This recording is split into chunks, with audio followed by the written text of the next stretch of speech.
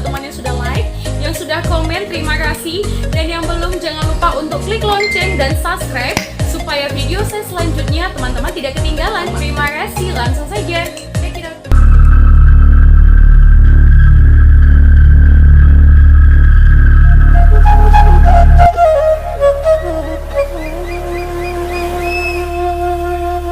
Pangulu Balang atau Ulu Balang. Patung isinya dibuat dari jasad anak kecil yang dipelihara untuk dikorbankan. Ya teman, patung batu menyerupai manusia ditemukan di Kabupaten Labuan Batu Utara atau Labura, Sumatera Utara, Sumut. Patung ini ditemukan seorang petani bernama Sarpin Ritonga di kebunnya di Desa Meranti Omas, Kecamatan 9 sampai 10.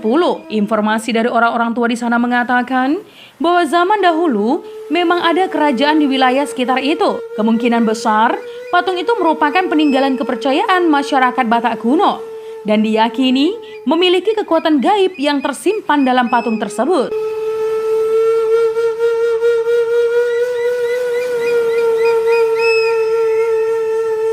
Patung ini diyakini sebagai penjaga yang mampu mengusir roh jahat yang ingin masuk ke kampung atau huta dalam bahasa Batak. Dan patung ini dikenal dengan nama Pangulu Balang. Ya, patung yang memiliki kekuatan mistis teman. Salah satu buktinya adalah saat penemuan patung tersebut, Sarpin Ritonga terlihat kesurupan roh harimau. Saat itu dirinya kerasukan roh halus sekitar 20-25 menit. Tingkahnya persis seperti harimau yang sedang mencakar-cakar.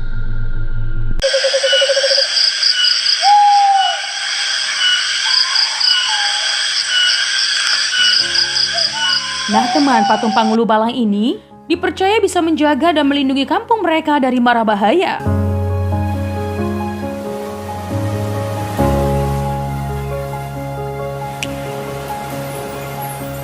Untuk mengetahui patung Pangulu Balang, berikut penjelasannya. Pangulu Balang, adalah peninggalan suku Batak ketika masih menganut animisme. Pangulu Balang atau Ulu Balang adalah patung pelindung desa khususnya pada saat penduduk desa sedang meninggalkan desa untuk bertani. Pangulu Balang adalah patung batu atau digorga bentuk manusia mini. Patung Pangulu Balang bukanlah sembarangan patung teman yang dibuat begitu saja. Tetapi patung yang sebelumnya diisi dengan jasad manusia yang sengaja dikorbankan dan diolah sedemikian rupa khususnya untuk membuat Pangulu Balang. Ya, menurut cerita nih teman, manusia yang dikorbankan ini adalah anak kecil yang diambil dan diasuh dengan perjanjian. Apapun permintaan si anak akan dituruti asal si anak mau memberikan apa yang diminta oleh pengasuhnya. Ya, si anak tidak tahu kalau dia akan dikorbankan.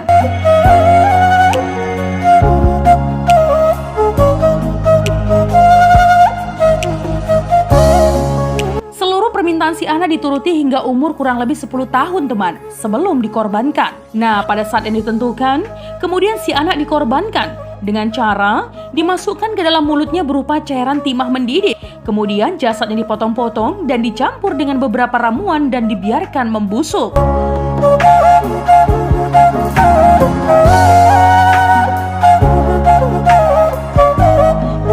Nah teman, air fermentasi yang keluar dari mayat anak tadi disimpan di dalam cawan. Lalu sisanya dibakar untuk mendapatkan abunya. Untuk memanggil si anak yang sudah dikorbankan tadi, disiapkanlah patung. Patung inilah yang disebut Pangulu Balang.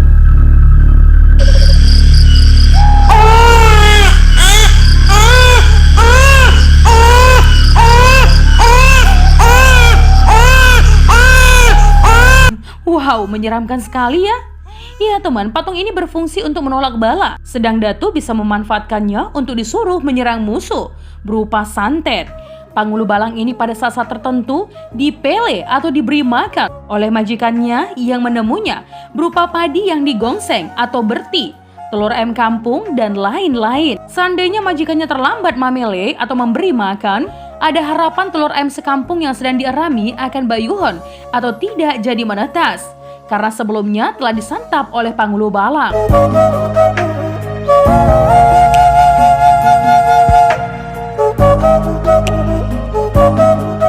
Iya, roh manusia yang jasadnya ada dalam Pangulu Balang dipercaya dapat berfungsi sebagai penjaga huta.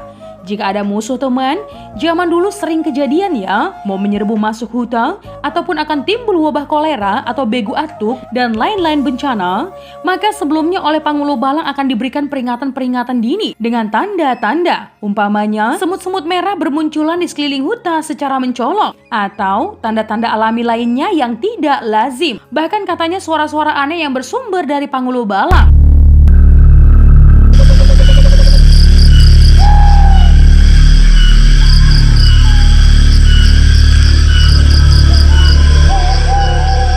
Orang sekampung dapat mengambil tindakan berjaga-jaga atau mengantisipasi kemungkinan datangnya bahaya.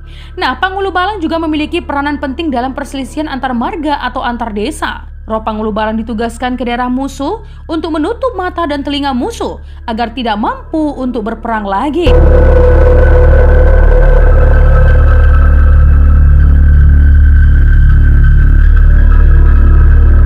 Ya, pada saat-saat tertentu patung-patung dipuja dan disembah agar masyarakat desa selamat dari mara bahaya. Dan selain itu juga memohon rezeki. Nah, Pangulo Balang juga mempunyai peranan penting ya dalam masalah perselisihan antar marga atau antar desa. Nah teman, roh Pangulo Balang dapat ditugaskan pergi ke daerah musuh untuk menutup mata dan telinga musuh, sehingga tidak dapat berperang lagi. Dengan cara itulah, peperangan bisa usai atau bahkan batal terjadi. Namun teman, saat ini sudah tidak ada lagi ya huta atau kampung yang memakai Pangulo Balang. Ya, karena sudah tidak ada lagi peperangan antar marga atau antar desa. Saat ini Pangulo Balang cuma dapat dijumpai di museum-museum Batak, seperti Museum Balige contohnya.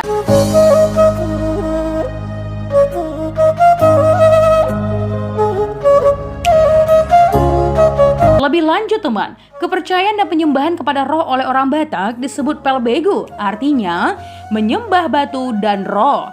Begu adalah roh atau badan yang tidak berdaging. Karena itulah kerap kali disebut nabegu doi. Sifat kepercayaan ini berkisar pada penyembahan roh leluhur atau nenek moyang. Nah teman, untuk keperluan itu mereka membuat patung-patung yang disebut adu. Patung yang ditempati oleh roh-roh leluhur disebut dengan adu satua dan harus dirawat dengan baik.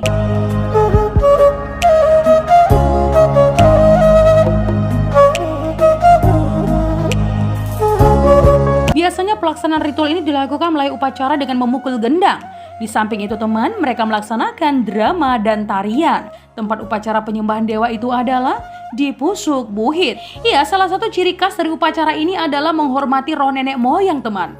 Mereka percaya bahwa roh nenek moyang ini akan melayang-layang di udara dan dapat mengganggu orang-orang yang masih hidup. Jadi, untuk mengatasinya, mereka akan memberikan sajian-sajian sesuai dengan keinginannya semasa hidupnya dahulu. Penghormatan ini harus dilakukan dengan sungguh-sungguh ya, karena akan membahayakan diri sendiri bila tidak dilakukan secara sempurna. Roh itu disebut teman, banyak bersemayam di gunung, hutan, mata air, sungai, batu besar, dan pohon yang disebut sombaon dan harus disembah melalui sesajen. Ya, sombaon ini dipercaya bisa masuk ke dalam diri seseorang dan bisa memberi nasihat dan petunjuk hidup untuk hidup yang lebih baik.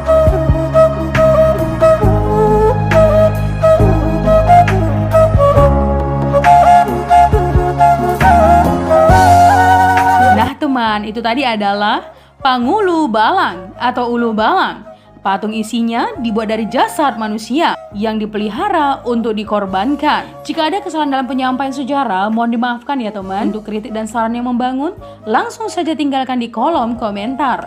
Menjadi bijak, menjadi cermat itu penting. Terima kasih teman.